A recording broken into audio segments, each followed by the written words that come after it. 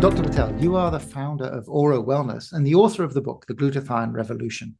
So welcome to Modern Healthspan, and thank you so much for joining us today. It's a pleasure to be here today. Thank you, Richard. So thank you. So Dr. Patel, kind of to get started, can you provide some background on glutathione? So I believe you've been studying this and this is the focus of Auro Wellness. So why glutathione and why is it so important for us? Okay, so it's like what came first, chicken or the egg. The glutathione came first, and then came Auro Wellness, unfortunately.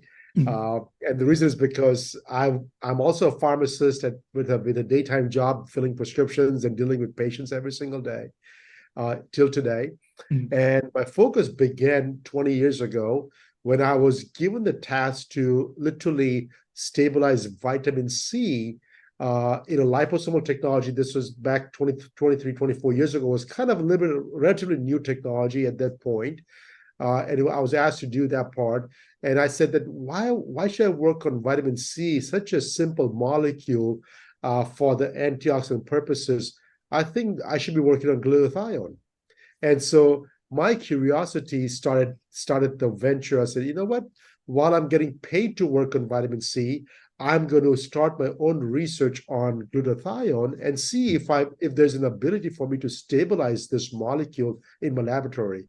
So that was the general purpose of me. I was not looking at anything beyond stabilization of the molecule, because it's like the first step is to build a plane that can go to Mars.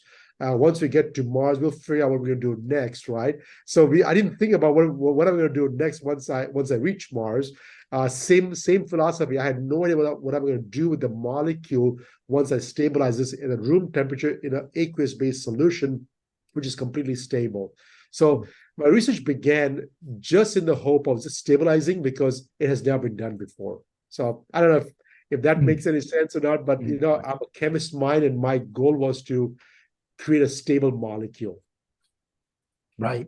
So you now have so glutathione is like an endogenous chemical that we have inside us, and Yes. it is very much related to it has two major functions, right? Antioxidation and detoxification.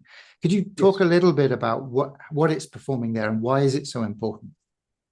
Absolutely. And so I had to put a second hat on after I stabilized the glutathione back in 2007.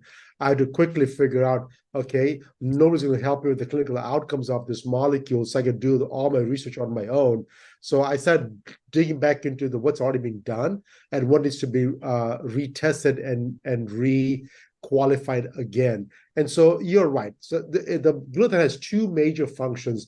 Detoxification is one component that nobody talks about, because everybody talks about antioxidant because that's what it's been known for. And it is just one way of neutralizing free radicals, either electronically charged free radicals that you are exposed to from the environment, or your body's own chemical reaction producing those ROS species that needs to be neutralized in. So that's a primary function. It basically neutralizes by giving up an electron.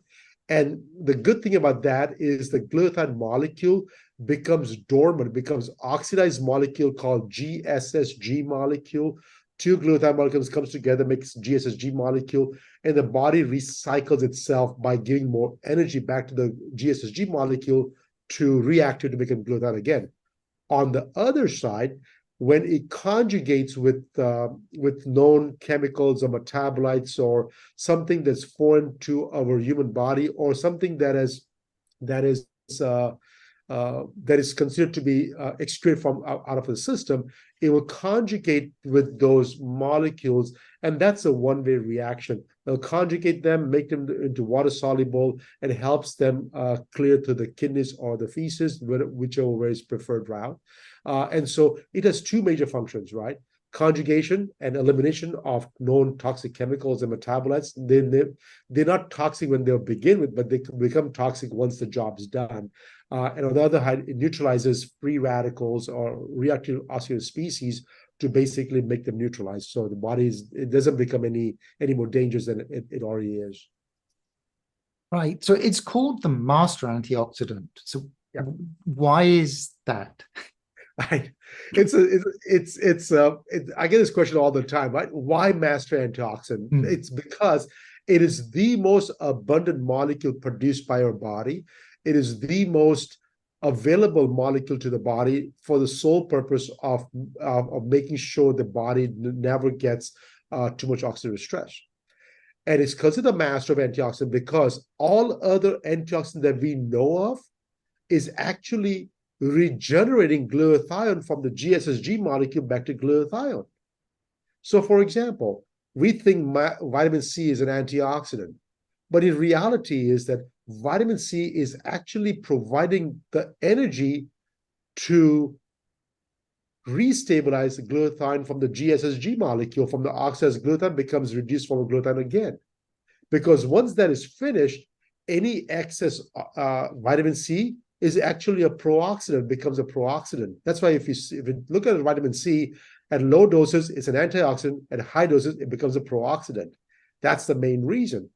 You talk about vitamin E or any of the molecule that we know of, it's there to provide the charge back to the oxidized glutathione to make them revive again to become reduced form of glutathione. And hence, the term is master antioxidant because it's a mother of all antioxidant because it takes energy from everybody else and it basically puts it back to use.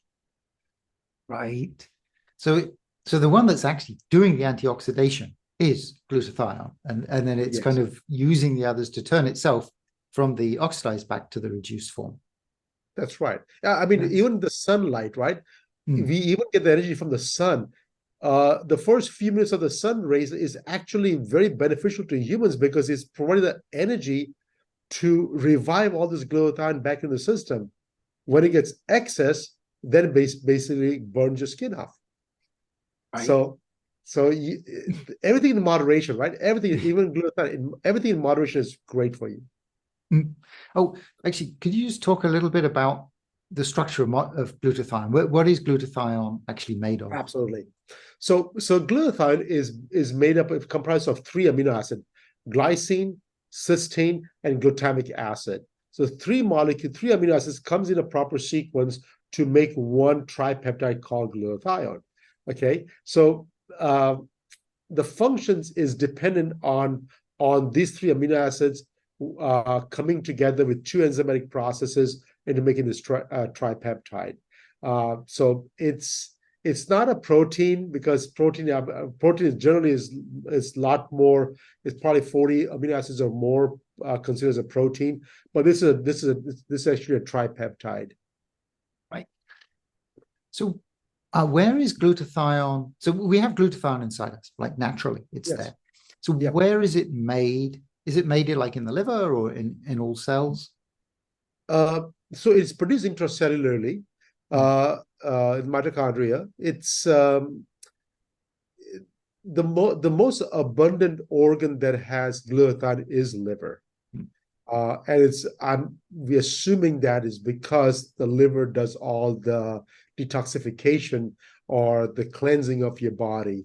And so having enough glutathione in liver is probably warranted to help conjugate with all those toxic metabolites in the process of elimination. So that's where it's produced the most. But glutathione is found in each and every cells in your body. Stress is a part of life, but it doesn't have to control you.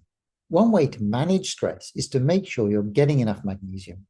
Magnesium is a mineral that plays a role in over 300 biochemical reactions in the body. When you're stressed, your body uses up magnesium more quickly. So how do you break the vicious stress-magnesium deficiency cycle? I've been taking Magnesium Breakthrough from BioOptimizers, and it's made a big difference for me. It helps me stay calm and focused during the day and to sleep better at night. Magnesium Breakthrough contains all 7 forms of magnesium, which are essential for optimal absorption and utilization. If you're feeling overwhelmed and stressed, give Magnesium Breakthrough a try. It's a simple and effective way to improve your overall well-being, and it's risk-free because BioOptimizers offers a 365-day money-back guarantee. Just go to magnesiumbreakthrough.com/modern and enter the code MODERN10 for 10% off your order. And for a limited time only, you'll receive a special gift with each purchase. This offer is only available on magnesiumbreakthrough.com/modern, so be sure to check it out today. Thank you for your support. What regulates the levels of glutathione? I mean, and how much, and what causes like depletion of glutathione? That's a great question, because knowing what gets rid of it, because there's only two ways to make sure they have optimum glutathione levels. One is if your body produces enough, or two, if you can reduce the usage of it. And that's how you regulate the levels of glutathione. So knowing what regulates or what can deplete the glutathione is very important, because that's what's going to tell us that, hey, we got to work together with the depletion as well as supplementation to make sure that we have enough levels. So depletion comes from what causes oxidative stress, right? What causes too many reactions in the body? So overexposure to sunlight, overexposure to known chemicals that are toxic to a body. For example, alcohol. Alcohol will require a lot of glutathione to neutralize alcohol in order for your body to get rid of it. Chemicals, heavy metals, pesticides, fertilizers. There's so many chemicals that your body's exposed to. I think I read a survey someplace that by the time you wake up and leave your house in the morning for work, you're exposed to at least 70 different chemicals. And those 70 chemicals have to be somewhat neutralized and detoxified from your body. The word detoxify is kind of overused. I would rather say cleanse or eliminate is probably better, because it just makes sense that that's what we're actually doing. But so the fact that we have all this exposure every single day tells us that our need for glutathione is always going to be there that much. And other thing is, some people, some patients have genetic defect where they don't have the enzymes to process to make those three amino acids come together. So then they have this enzymatic defect, or they have a genetic defect, they cannot produce glutathione naturally. And so they can show in various kind of spectrum disorders, as the body cannot detoxify themselves, and they'll show all the signs and symptoms of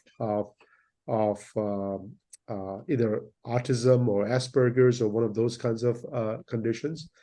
And then you also have medications that you take on a daily basis that may need glutathione to help them detoxify from your body. So there's multiple reasons why our body depletes the glutathione level, and there are very, very few reasons why the body needs to keep on producing more or can produce more. Right. So most of the methods you talked about for removing glutathione sounded like detoxification rather than the redox part. Yes. Yeah. Okay. And the other thing is, so can you talk a little bit about the GSSG and the GSH ratio? And is that measurable? And how would we think about that? Okay. So if you think about measuring ratios, so most typical labs do not measure GSH because in order to measure GSH, you have to draw the blood, spin the blood, and actually put in the machines immediately to be measured the levels. Most people, what they do is they draw the blood, spin it, separate the red blood cells out from plasma, and send it out for lab for testings, maybe a day or two later. By that time, everything is getting oxidized anyways. And so what most of the people are measuring is the GSSG molecule, because the oxidized form of glutathione is what's being measured. And the theory is that GSH and GSSG molecule stays in somewhat equilibrium, and making sure that you have somewhat about the same range. So if the GSH level kind of drops, the GSSG molecule, with the help of other donors, electron donors, can go back to become GSH again. But so somewhat start to stay within the equilibrium at all times. We test them at the university on campus. And so on campus, we have all the equipments to measure the glutathione levels the reduced form of glutathione immediately. Or the other option is you freeze them at minus 80 degrees Celsius, the blood, and then you send the blood out for testing, and so that we can preserve the glutathione as a reduced form. Interesting. So in general, what you're measuring is just total glutathione, and you don't really know what the ratio is, right? Exactly. Unless it's in the clinical trials that people do, where they will do all kinds of things like that. Right. So what are the reference ranges that you're looking for in terms of kind of plasma glutathione? And do you think, like, as a clinician, do you think that those are the optimal? Because there's a lot of ranges, like for glucose, where people say, well, the optimal is this, but the actually accepted range is kind of wider. So do you have, what's your kind of opinion on glutathione? Okay, so that's a great question, because we always look at the reference ranges as, is it really reference ranges for the laboratory, or reference ranges for outcomes that we're looking for in our patients? And I honestly do not have a correct answer for that yet, but the reference range is between anywhere from 500 to about 1100 micromoles per liter in the blood, right? And I believe they're measuring the total glutathione, not just the reduced form of glutathione. And so the total glutathione levels from 500 to 1100 micromoles per liter. The goal is always going to be, can we get to 1000 or 1100? And it's very, very difficult to get to those range unless you're a young patient that has very little exposure to toxins and environmental toxins and things like that.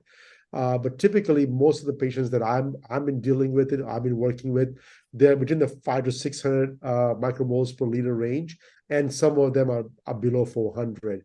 And so, can I get them to optimum to see the outcomes that we are looking for? The answer is yes and no, right? Because the outcomes we are looking for may not be correlated to the levels of glutathione, but then what's bioavailable to the patients themselves at the time. Because glutathione has a very short life, has a very short half-life. So by the time you measure and does the job for you, it may be out of the system. So in my clinical experience that I have noticed is when we prescribe or when we give glutathione for patients working with physicians, we're looking for clinical outcomes in a known amount of time.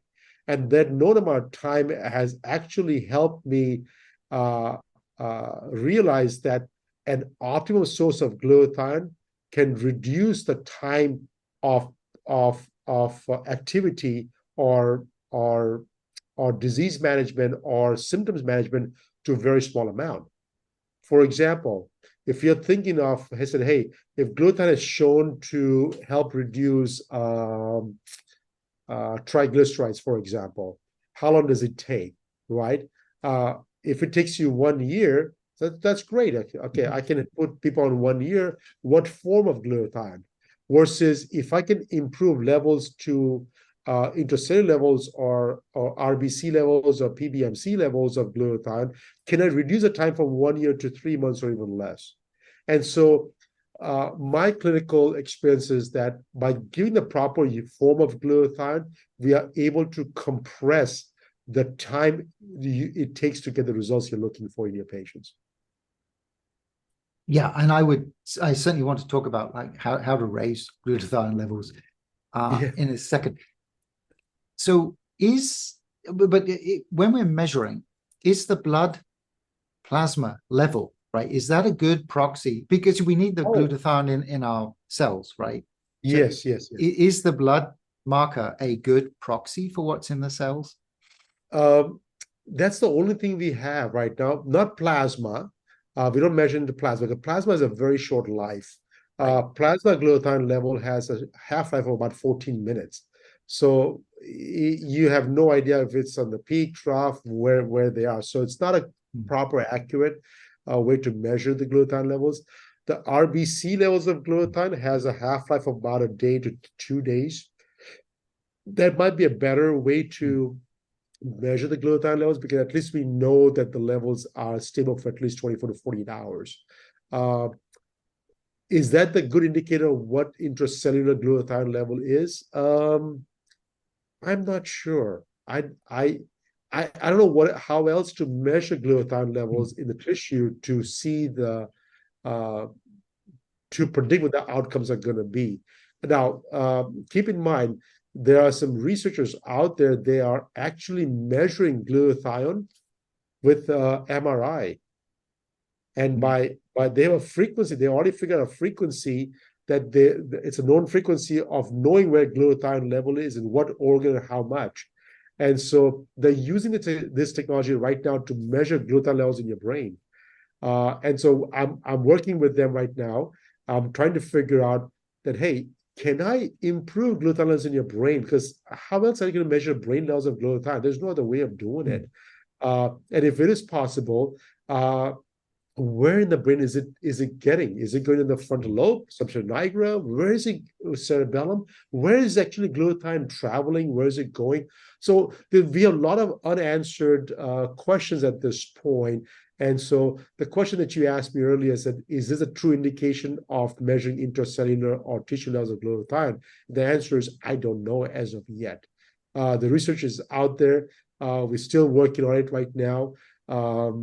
And hopefully in the next couple of years, we have some data coming out, at least on the brain side, that we can see that, hey, we're able to improve glutathione levels in the tissue levels, if possible. So